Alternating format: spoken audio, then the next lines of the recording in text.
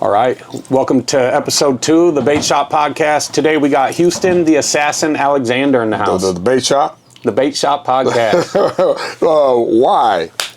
Why call it the Bait Shop Podcast? I think that when it comes to fishing and outdoors and stuff like that, and kind of like the barbershop or the coffee shop, the conversations that I've seen here in the past 5 years, some of them get real deep. Mm-hmm. Some of them are funny. You got fish stories.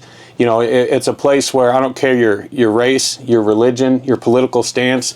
Two guys can go down to the water and fish and just talk. So you took the concept of sitting down fishing and just mellowing out when you're fishing, and you did a podcast. Yep. In podcast form. That's pretty dope. Yeah. Congratulations. Sure. I appreciate it, man. That's dope. You've been trying to get me here for the past a couple of weeks now. Yeah, man. I know you're busy, and we're both busy people, and I know you got a fight coming up, so I know you're extra busy training and eating right and sleep schedule and work schedule. It's not, man. It's not that because I don't like style. I'm not stagnant. Yeah. Even when I'm working out, I have to do other things to keep my body going, man. Because I can't just sit. Yeah. So, but congratulations on the podcast and your shop too. Thank you, man. Right? Thank you. Who doesn't fish? If you don't fish, something wrong with you. Right? Yeah. So that's funny. Yeah. No, it's been a long road, and a lot of people don't know our background, and when we first met back with Fro Frizzle. Yeah. And, the good friend rapper. John. Yeah.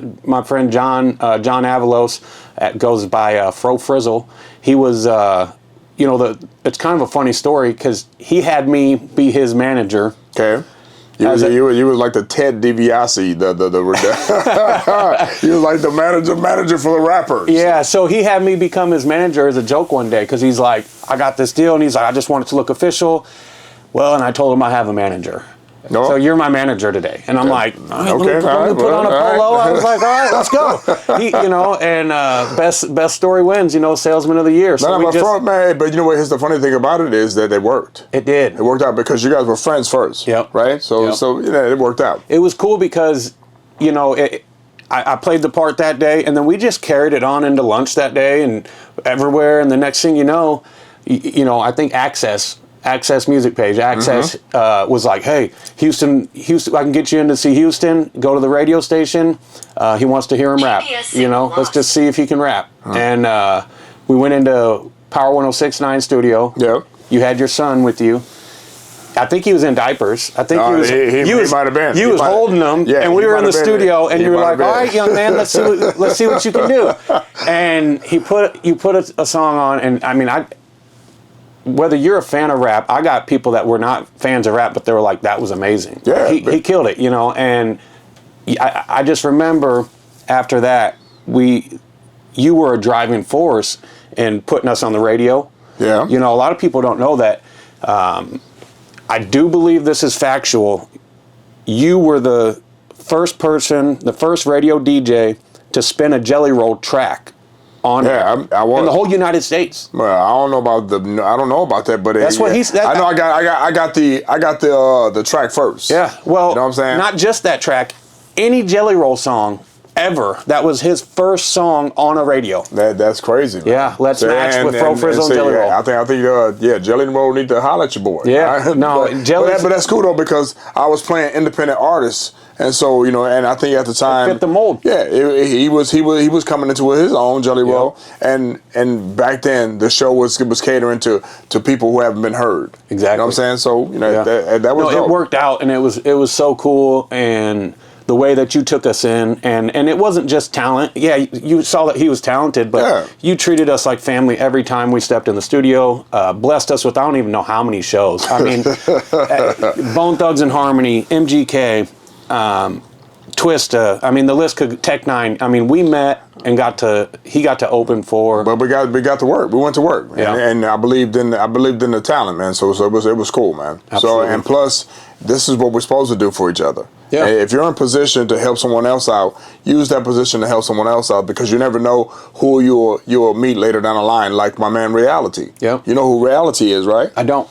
The reality is King ISO. Oh yeah. Oh, yeah. So that was his rap name in Omaha. That's awesome. So shouts out to ISO. But now he's with Tech Nine. Yep. So but I had to beg him to give me music for the radio. Yeah. And now he's trying to he's doing this thing on the radio. So that's pretty dope, man. So we've had a lot of talent come out of Omaha and the surrounding area, and then I played independent artists from other states. So it was pretty cool that we had that platform at the time. For sure, and I think I remember Waka Flocka in the studio. Yep, that was crazy. Yeah, he was sitting there just rolling blunts. I didn't know he was that tall though. He's a tall dude. He's a big dude. Yeah, I think Waka Flocka's a big dude. So. Yeah, and he went back to school. Did he? He went back to college. I did read that. Yeah, he went back to college. Shouts out to him too. So I guess there's a peak to every situation, and until you want to change it. And I think he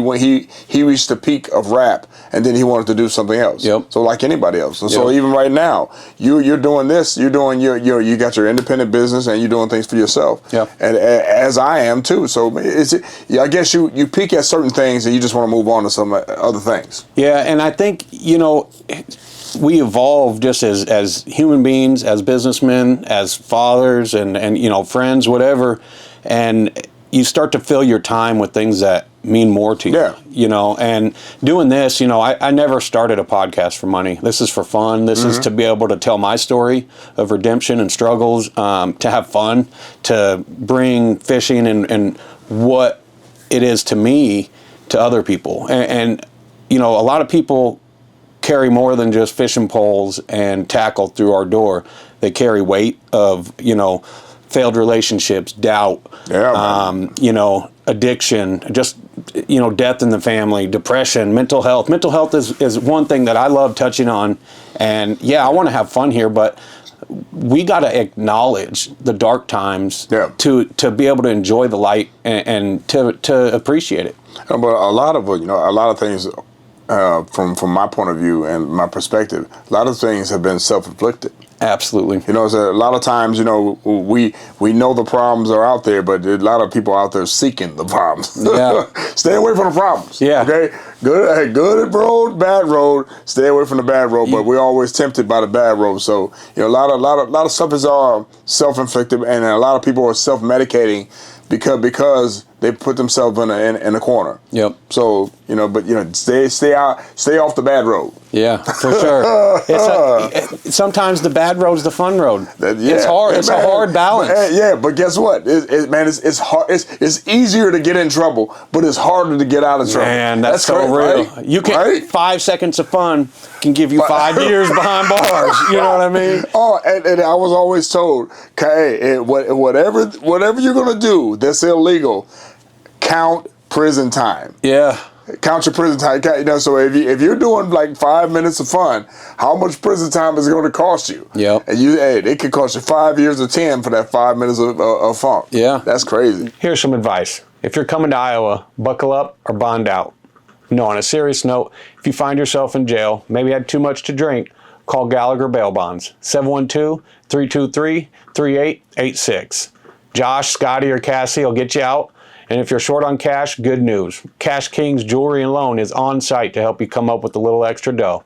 So I got 9 years sober from alcohol. And last time I drank was, and I call it's kind of like a 2-part deal. I am 4 months sober. Nice, man. There you go. Hey, every day, man. I can stop because I'm not, I don't have an addiction. Like that, but because when I have to fight, you get healthy. You're just all about your routine. It's done. Yeah. It's done. But but I understand what you're coming from with it being alcohol free. Yeah, and for me, so I still go out and play darts. I still go to the bar. I still go to concerts. My daughter, she loves live music. So like we're going to see Old 60 in South Dakota, Rapid City, South Dakota on February 7th. Dope. But being around people that drink don't bother me. I think everybody's at different levels of their journey, and some people can drink and be just fine. They don't break out in handcuffs, or as Bubba said, break out in loser. I mean, I can't. Joe, let me ask you this. Let me ask you this then. How did you get it? How did you know you were addicted to alcohol? Man, what was that one vital point Honestly, it was just when I realized I was always getting a babysitter for my kid. Okay. I was prioritizing, and it wasn't necessarily the alcohol that I was addicted to. I was addicted to the lifestyle. I was addicted to always being on the go. I going out Friday. Friday and Saturday was a holiday. Yeah. That came around every week, and there was always an excuse to drink. But my dad owned the Anchor Inn Bar and Grill on the river, the premier adult playground. Yeah. I grew up there. I mean, I my first time getting drunk was trying the Anchor Inn watermelon in the volleyball. They had the volleyball courts over there, and part of my job is and a lot of people. But hold on, if people don't know, especially with me being on the show, what was the Anchor Inn? The Anchor Inn, man. What was the Anchor Inn? I'm like this. I'm like the Anchor Inn. Live music. Live music on the river. On the river. We had a national act stage set 50 feet from the Missouri River, beautiful background. Yeah, man. Huge patio. I mean, we'd have shows with 5,000, 10,000 people. Man, I missed it, man. I'm telling you, the Anchor Inn missed it. Yeah. And then your dad tried to move it someplace else. Yeah, he moved to 72nd after the flood because he was fighting the city. Wasn't the same because when the flood came in 2011, I believe. Yep. That's when the whole area got flooded out, man. Yep. That's crazy. The 100-year flood that happened like 6 years later. Yeah, that's crazy. But the Anchor Inn and people don't know that you have that lineage. Yeah, so I grew up there, and the memories I have, that's what started my love for live music and for live instruments, guitars, and I started gravitating towards hip hop and rap and country and rock. I love all styles of music. All styles of music, as long as it sound good. Yeah, and down there, man, you could just that vibe to get the vibe that. One of your places right down the street from the submarine. Yeah. Freedom Park. Yeah. Right by the submarine. Drunk people used to get caught sneaking in there. And, the submarine. Man, great stories was. That is hilarious. Tom Leary used to run that, and we used to be able to Freedom Park. Freedom Park. So we used to be able to rent that out for like birthdays. We could rent out the submarine or the USS Go inside Hazard the submarine and stay there and sleep there. Inside it? Yeah. Okay. Wow. So we'd have like sleepovers on the USS Hazard and the submarine. See, man. How many people knew that? Yeah, nobody. That's crazy. Yeah, man. so a lot of good times down there. So, a lot of history. You guys were in the bunk beds. Yeah. They had wow, that's crazy. And they probably don't do that now. No. Someone else. I think the city took it over because I think it was the city had something to do with it, but it was privately ran, and Hazard Corp ran it. And we're talking about the submarine down on the river. Yep. By the Missouri. Yeah. So it's called Freedom Park. Yeah. Right off of Abbott. And I mean, it's still open. I think. I know they. It's dope, man. Yeah, I don't know if they have the tours inside. Yeah. It? Okay, I didn't know that. So. Yep. That's dope, though. Yeah, we'll have to check it out one day. Go down there and because the Anchor Inn's coming back. I can't say a whole lot about it, but there's some stuff going on down there right now. But and people probably might not even know your history like that behind the music and your family's. How long ago was your family down on the river?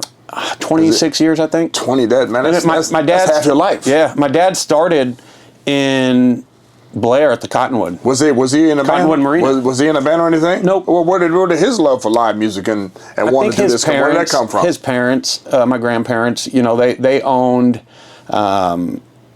the Cottonwood Marina down there. So kind of, I don't know who decided that they were going to start doing live music, but I know Junior, my dad's right-hand man at the Anchor Inn, he was like 38 Special. He had a great relationship with the guys in 38 Special. Yeah.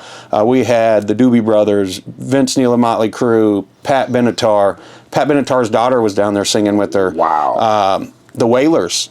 Bob Marley. I think it was Ziggy. Ziggy was there. You guys had the Wailers. Now, we had the Wailers down there. Was it in the 90s?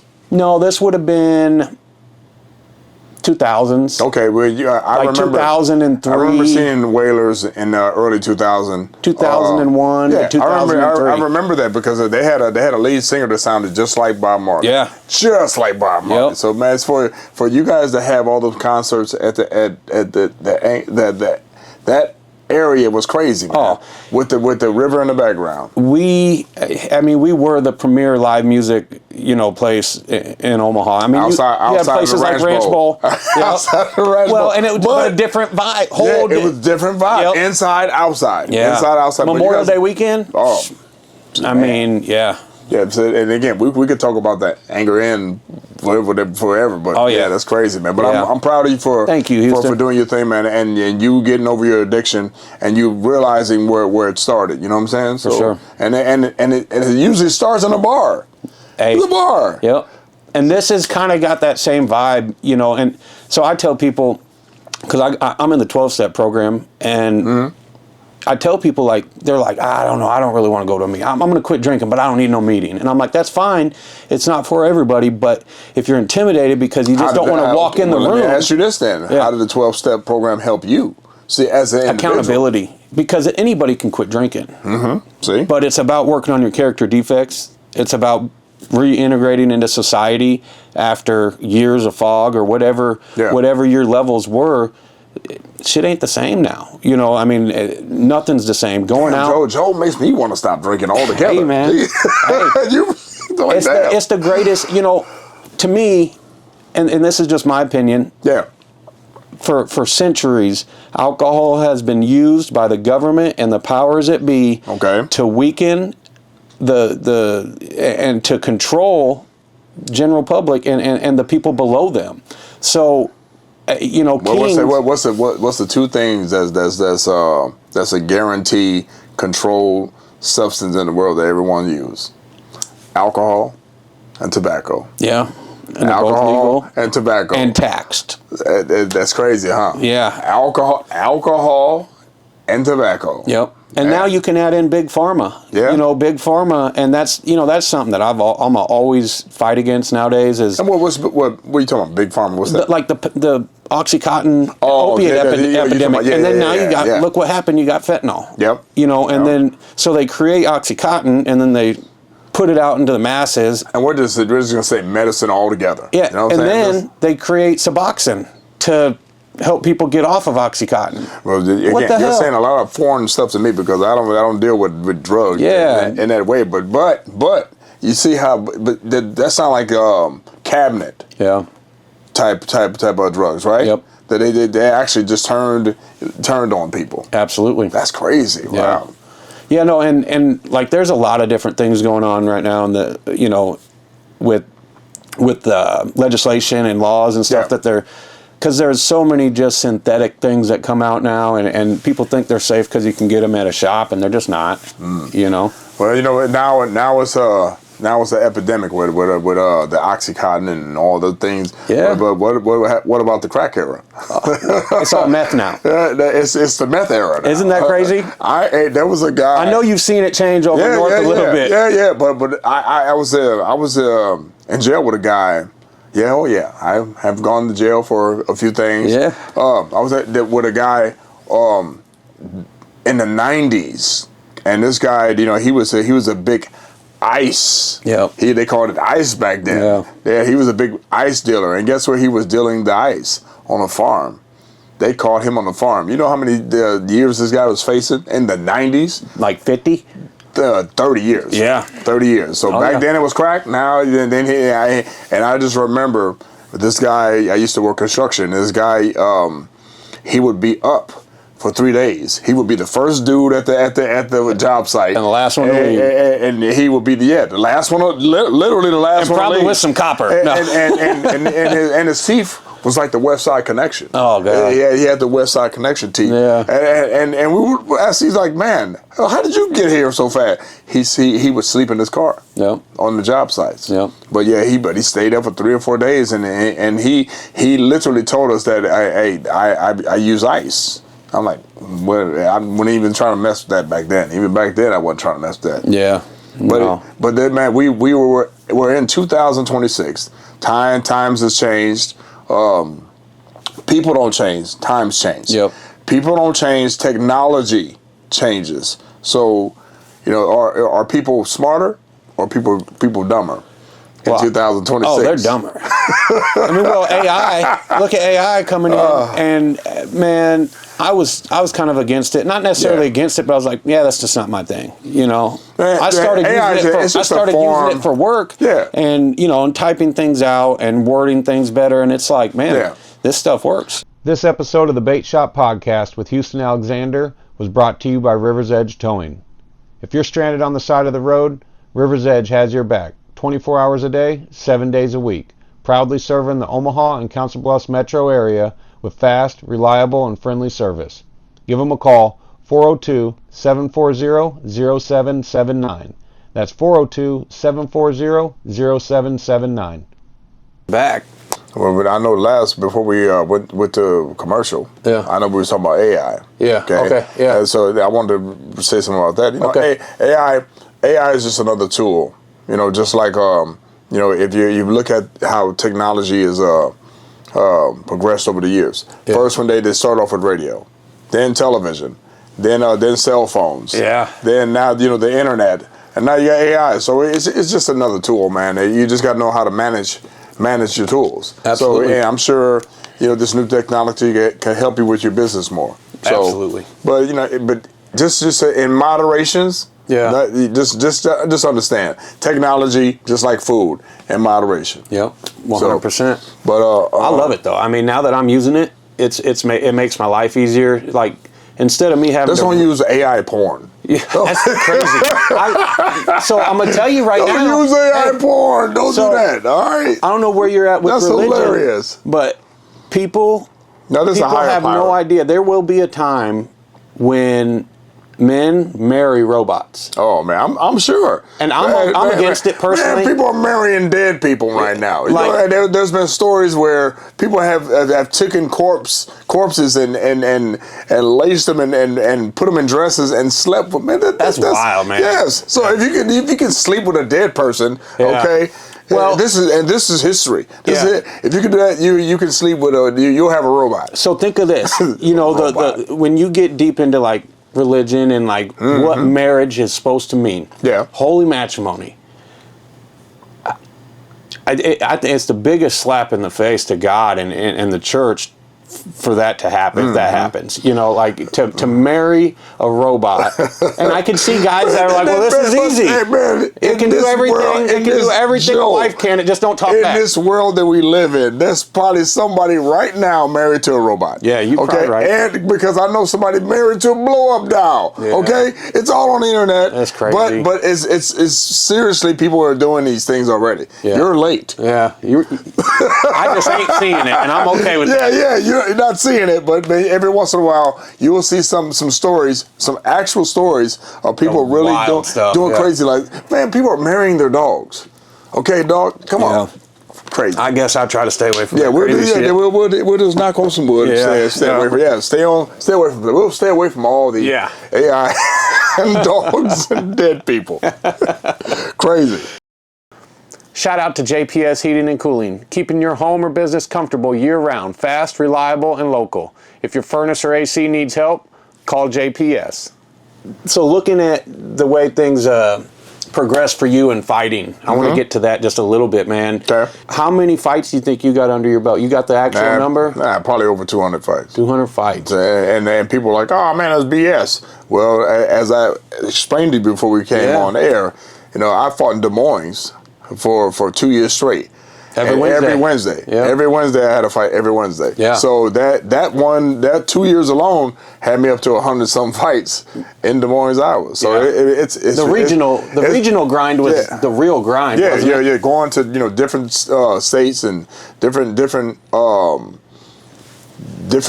arenas. Yeah. You would be in a bar one day and you would be in an arena. I fought a rodeo. Yeah. I fought in the middle of a rodeo before. So I've seen it all. So how many black people was at that rodeo? I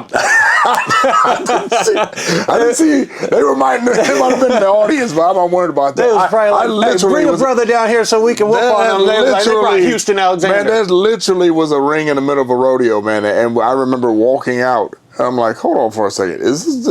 I'm not walking out in dirt into a ring in the middle of a ring. That's crazy. Yeah. That was Monty Cox. Yeah. Thanks, Monty. Yeah. But I fought all over, man. What was it? Omaha Fight Club back in the day? But it was Club Amnesia with Chad Mason Presents is what we started. Okay. It's a little club in Omaha, Nebraska, where a friend of mine, Ann Houston, she actually dared me to go because she knew I kind of wrestled and boxed. Yeah. And this was during our B-boy, B-girl days when we were opening up for acts. Yep. And she had went one night to this bar and she said they were out there fighting.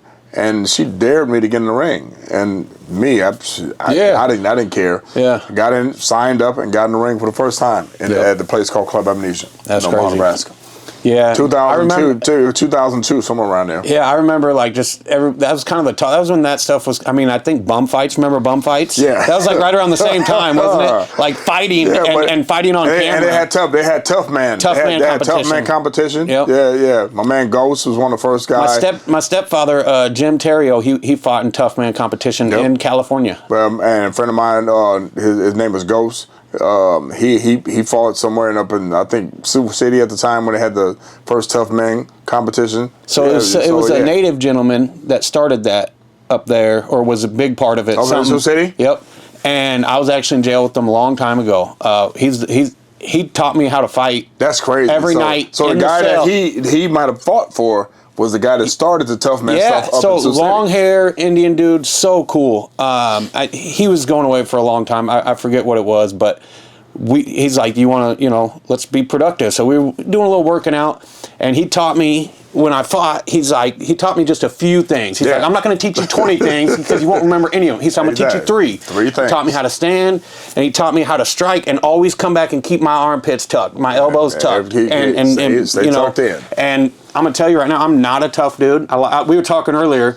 You and Tim fight your way out of shit. I'll talk my way out. Be like, hold on now. Let's think about this. That's what you're supposed to do. Yeah. That's what you're supposed to do. You're supposed to talk your way out of it. So I'm not a tough guy either outside of the ring. But if you touch me, you touch me, that might be a whole different ball game. So I've had people, you're a bitch. You're this. I say you're gonna have to show me. I know what I am. You're gonna have to show me. Yeah. You can say that. People get offended when people say that. Guess what? Say what you want. Put your hands on me. It's a different story. If you know what type of person you are, words shouldn't hurt you. Just walk away. But if they put their hands on you, a whole different ball game. Yep, for sure. So looking back, man, obviously you fought some big names in the game. Kimbo Slice being one. Keith Jardine. Always get that. Keith Jardine. I mean. And you mentioned Keith. Keith's a director now. Is he? Yeah, he directs movies. Okay. So that he and you know what bugged me out was crazy. I saw him in John Wick. Oh, he was in the movie? No, he was in the. I think he was in the first John Wick. Really? Okay, now that you mention it. He was. I remember the scene where I think he was in the bar and he was chasing after the Russian guy's son. And Keith was one of the henchmen that were right there. That's crazy. That's dope. That's dope. Yeah. That's dope. Yeah. Who was your toughest opponent in the UFC? You think? What was the one that you was like, okay? MMA wise, or just in the UFC specifically? Let's do both. Well, MMA wise, there was a guy from Minnesota, and I forgot his name, but he was probably the toughest out of all the people I've touched or been in the ring with. This guy from Minnesota was probably the guy that was the toughest. And that was just in and that was just MMA, doing MMA and coming up in the game. I remember a guy from Minnesota. This guy would not let me go. Yeah. He would not let me punch him. He would not let me elbow him or knee him.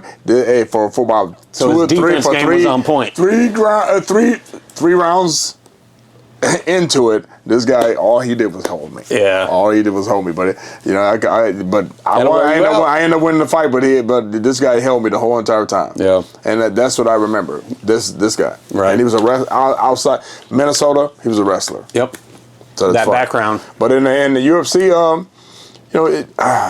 the Kimbo thing, you still wish you could take that back because because he didn't follow the strategy that we wanted to do at the time, which was circle this guy in there. And as soon as we circle him and kicked him, we tried to bait him in. And once he came in, because he kept his left down, we saw that Kimbo left his left down. I was going to hit him with that elbow. Yeah. Not a jab. We was going to hit him with the elbow. But guess what?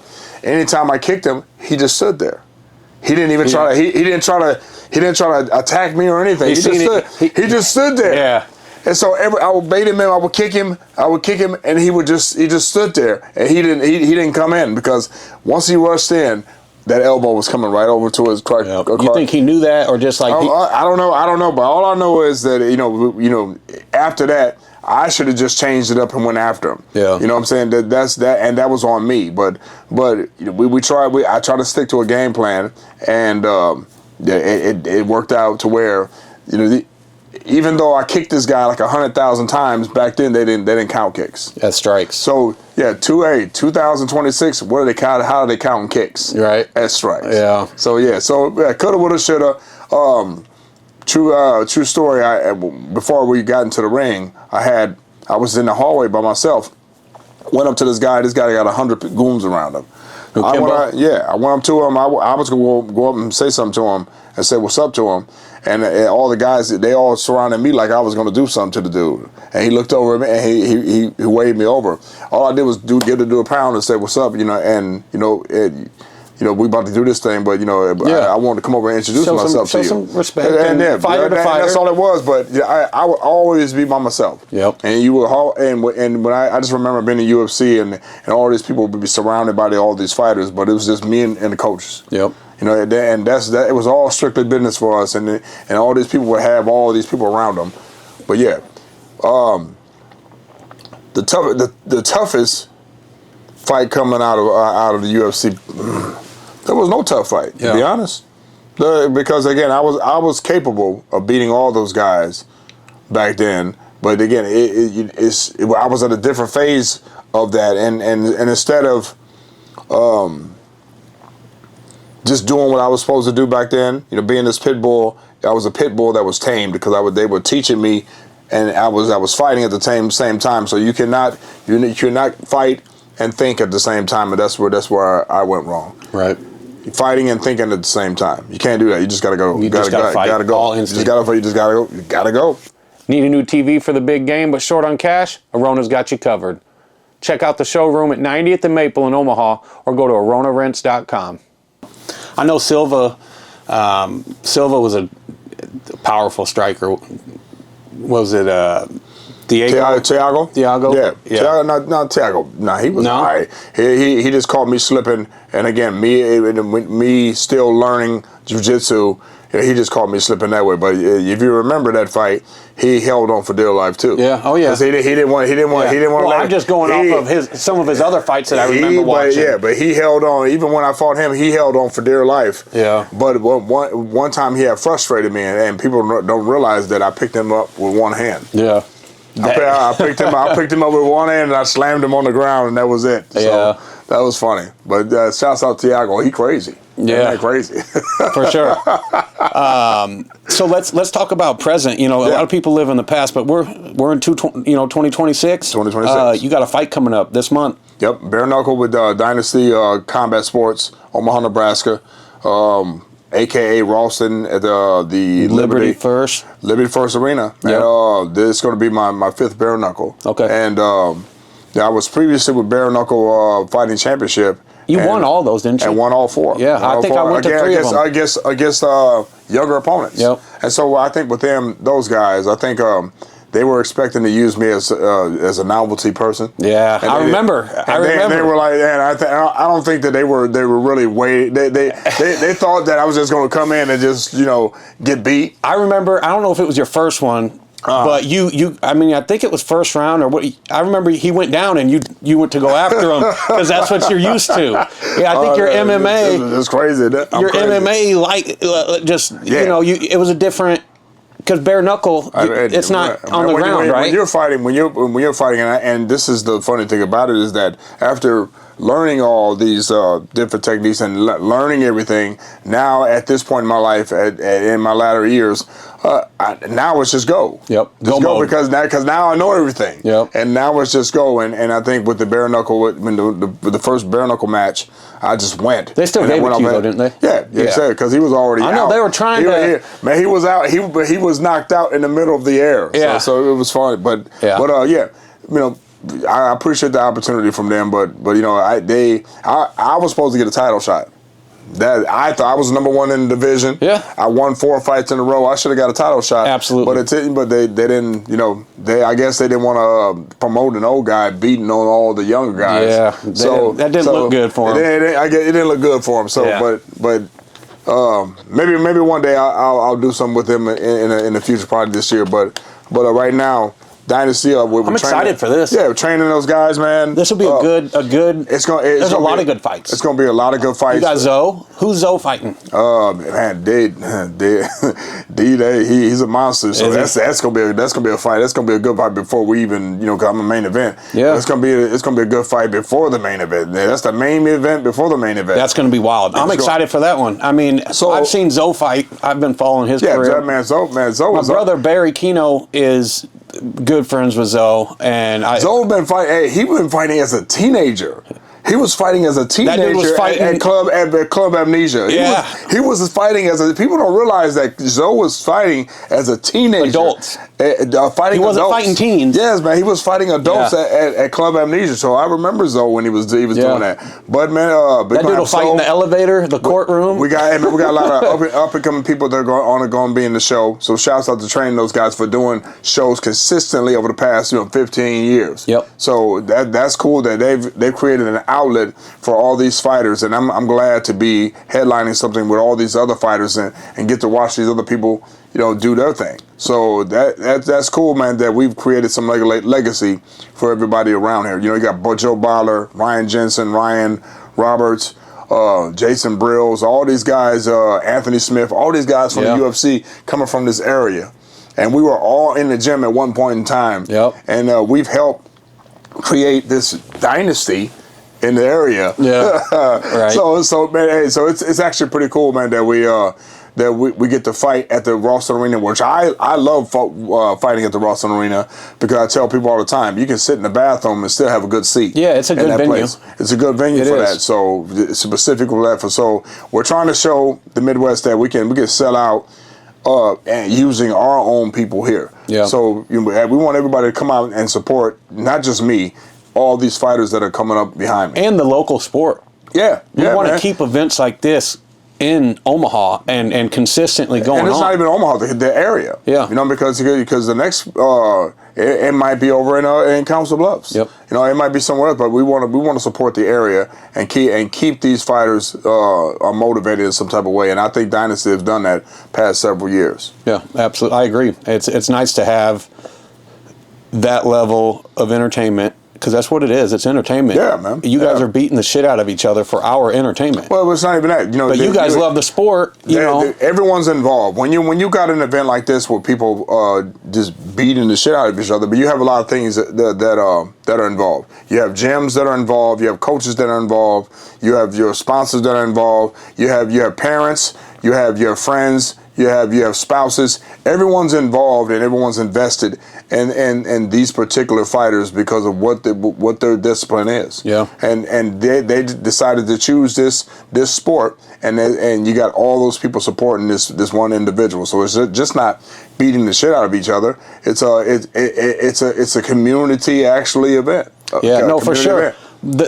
To me, the level when it comes that's all true. Mm-hmm. But then the entertainment, the reason why y'all ain't got gloves on is for our entertainment. You know what I mean? Well, some of them are MMA fights, but some of them are bare knuckle. But training those guys, they got the license they could do the bare knuckle. Yeah, and that in my that's my particular thing. Yeah, I got big hands. That's what you've been doing. It's what I've been doing, and I got good hands. So I might have aged a few years, but these hands are still the same. I know that's right. I ain't testing them. These hands are still the same. Yeah. So that's funny. I've always been blessed to be on this side of the line That's with funny, you, man. But yeah. but again, even with yourself, you've progressed over the years. You've grown up, and now, well, today is your birthday. Yes, sir. Happy birthday. 39. But I'm 25 for life. 25 for life. No, you don't my old lifestyle was 25 to life. You don't want 25. That's 25 to life. It's my new 25 for life. But it's crazy, man, that these years have passed by so fast, right under our noses. Yeah. And it's just crazy, man, how 1 minute you were at the Anchor Inn, and now you're doing a podcast in your own shop. Yep. Answering the phone. Thank you for calling Anchor. That's crazy, man. Yep. So and hopefully then you guys got something big with the end coming back, right? Yeah, no, for sure. So there's a lot of stuff going on right now, and I just learned that hard work beats talent when talent fails to work hard. Yeah. That old saying. Yeah. But realizing that I had to go through all the struggles that I went through in order to be prepared for what's to come. Because, when you're only 39 years old, man. That's crazy. I'm glad to hear it that way. I don't look at it with only in front of it. No, you're good. Yeah. You're 39 years old, and that means you have a lot of life still to live, man. And as long as as long as you stay and keep on the path and keep on the course, man, you're good. Yeah. No. You're good. So to touch on that, 39 has brought the most reflection out of any birthday that I've had. Mm-hmm. The past few days realizing that, one, this is my last year in my 30s. And 30s are looking like this. Yeah. And I'm like, am I where I want to be at? Yeah. Financially, as a father, business-wise, spiritually. You start reflecting. My health. Yeah. I've been taking my health more serious in this past few weeks than I ever have. Yeah, man. I was 280. I don't know if I got like this picture right here. I was like 260. You were just as big as the fish there, yeah, man. Yeah, that's a 90-pound catfish, and that's wow. Yeah. And I just, dude, I started. It looks like you couldn't see your penis in that picture right the there. dick doos, the belly stick out more than your dick do. Yeah. Oh yeah. Hey, I still got trouble. Who was fooling? Oh man. Oh man, it's hilarious. That's crazy. But I'm so happy to be where I'm at now. Like, that's cool, man. I'm 205, and 205 is a good weight. It is. It's a good weight. Yeah, and I've never felt better at this age. I never thought I'd feel this good. I feel great. Well, see, and maybe your energy will transfer to other people around you, because I'm sure that a lot of people still drink around you, and I'm sure a lot of people are overweight around you, and I'm sure people are doing crazy stuff around you, but maybe some of your energy will reflect off. Absolutely, and that's always been my driving force behind my sobriety and my business is helping other people and just being authentic. I've got some people that have strayed away from me because they're like, oh, that dude, he talks about this and he's been through that. I'm open about my shit. Yeah. That's fine. I don't need any fake people around me. No. There's enough of that shit going on in today's world. Yeah. I want authenticity. I want someone that can hold themselves accountable. Mm-hmm. and at the same time hold me accountable and accept me holding them accountable and just being real with each other. And that's what this podcast is about. That's why you're a perfect guest, because you have a redemption story. You've been counted out. You didn't do all that. I've gotten shot. Yeah. Tell me about that. Oh man, 2004. This is a redemption. Yeah. Oh man, it's 2004. We're there. There's after hours, and Kenny Merritt was having a party. I see you, Kenny. But I was getting a burger from this place because they had the best. There was a chef guy there making the best burgers in town, and my man Kenny was having a party at this place called Jonesy's. And man, I just remember these guys were there before he started this party, and they started trouble there. And so I went to go help my friend Kenny, and this guy started talking crazy, and they were already drunk, and this guy was saying F you this and F you that, And finally, this is when I was first got into MMA. This is 2004. I started in 2002. The guy looked at me and said, "F you." I said, "Look, man, we just trying to."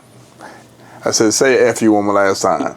It was one of those instances. Yeah. And he said before the word came out of his mouth, I was already in his ass. In go mode. But then as they were pulling us out to the front door, and I was still kneeing him in his face. Yeah. So one of his buddies gave him a gun. And so this guy, man, at the door had put the gun to my head. And if it wasn't for a friend, my friend JR, Big JR, he passed, a year or so from now.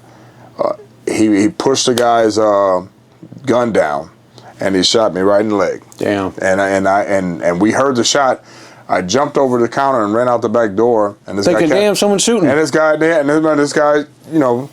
was shooting, and he shot a couple other people, but he shot me in the leg, and I don't know what happened to him after that, but I know JR saved my life that night in 2004. Yeah. We wouldn't be talking to this day if it wasn't for my good friend JR. And yeah, man, it was just one of those instances. I went in to go get a burger, and ended up getting a bullet. Yeah. I got a burger. I tried to get a burger and got a bullet. That's crazy, man. But that was just one of those things, man, where even after that, I don't go any place that I don't need to be at after hours. Yep. You know what I'm saying? I just don't hang out like that anymore. No, that's how I am. You rarely catch me out at midnight or later. We don't hang out like that anymore. Unless I'm catfishing. There you go. We don't hang out like that anymore. And this is one of those. All I needed was that to happen, and I just knew. But the funny thing about it is that the redemption about that is that the next day I went to work. Yeah. I went to the radio station. That's crazy. Got on the radio, got out of the hospital, went right on the air, and just to let that person know that you ain't killed me. They didn't do anything. I'm still here. They didn't do anything. So that was that particular situation. It's good to see that didn't escalate, because a lot of times that stuff it keeps cycling into shit. Yeah, it come to find out he was relatives with some other relative that I knew. Man. So, yeah. So whatever. Yep. That was 2000. Old news. Yeah. That's crazy, though. Yeah, crazy. Well, I ain't been shot. I'm blessed to not be able to tell that story. No, don't do that. Yeah, don't do that. Don't get shot. Nope. No. For sure. Understood. Yes. If I take any advice from this, it's don't get shot. Keep on fishing. Yeah. Keep on fishing. Yeah.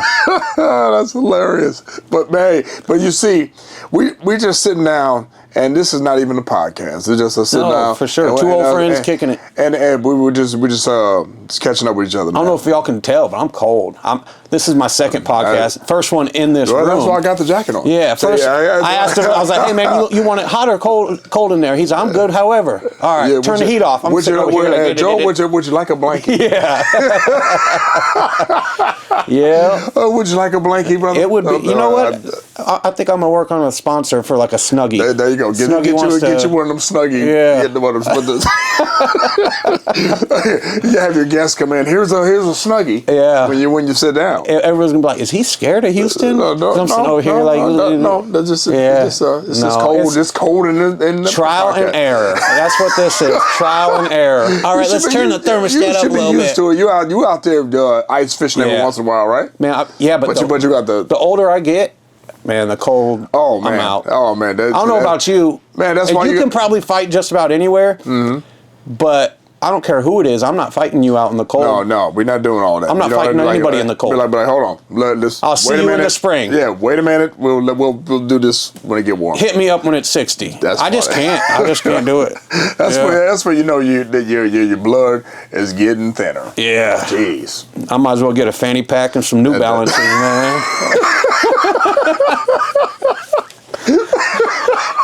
Just count me out. Ain't nobody beating up no man with a fanny pack and New Balances. Hey, that's exactly what my coach wears. Yeah, he wears a fanny pack, but he think he's. Your coach can probably beat my ass though. He think he's stylish. Yeah. He think he's stylish with the fanny pack. So that's not a man purse. You call it a man purse. You call it a fanny pack. I don't call it a man. He finally got a pack that goes across his chest. So he don't. I can't do it. You don't wear that. Fro does that. Fro does that. Hey, see if you can call Fro on speaker real quick. One more time. Right before we go off, we're going to see if we can call his butt.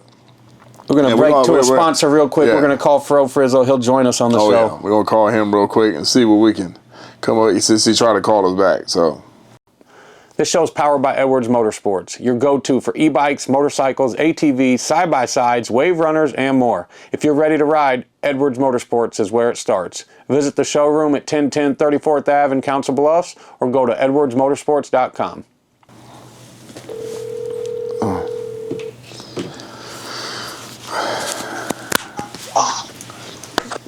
Fro Frizzle, what's up? What's good with you, my guy? Hey man, we're doing Joel's podcast right now. You're live, Fro. Oh, fuck yeah. Can I cuss? My bad. Yeah, no, you can say whatever the hell you want, bud. We want to ask you, what are your thoughts on AI? Hey, it looks like you're the only person in the room that thought AI was had cornrows and played basketball. Listen, In his defense, he changed the game. Well, AI, just like AI, is changing the game, Fro. Fro got on a podcast a while back, and he was asked, so what are your thoughts on AI? Oh. Man, Allen Iverson is the great. I mean, great crossover. I said he literally changed. They changed the rules because of him. And going back, the host head tilted like a dog, like confused, like what is this dude talking about? What? See. Yeah, that was not a high point in my podcasting career. So if you notice, I'm taking a little bit of hiatus on podcasting. What? But how you guys been, man? I love hearing from you, man. Hey, man. Hey, Fro. Hey, I was telling people how back in the day you used to get your ass cheeks braided. Listen.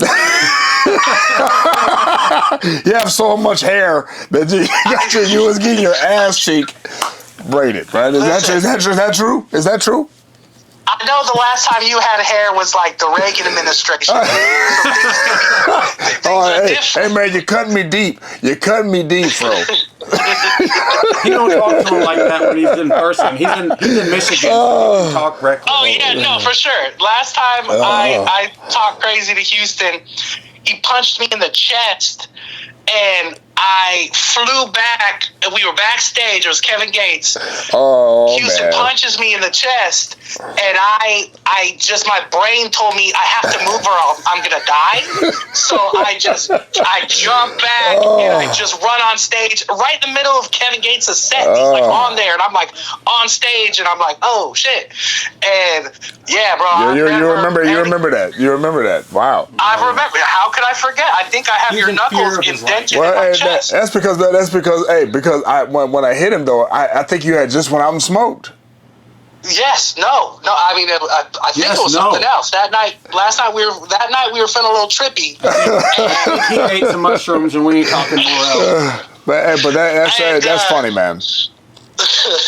But no, man, I'm glad that you guys called, and I could say this on the platform, how much respect and love that I have for both of you guys. The things you do for your respective communities, the things you did for me personally, something I'll never forget. And, I love you guys very much and proud to call you guys friends. And, it's great. It's great to see what you guys are doing, Houston. That's the nicest thing you've ever said to me. That's the nicest thing you've ever said to me without asking for a ride or something afterwards. No, that's all you're getting from me.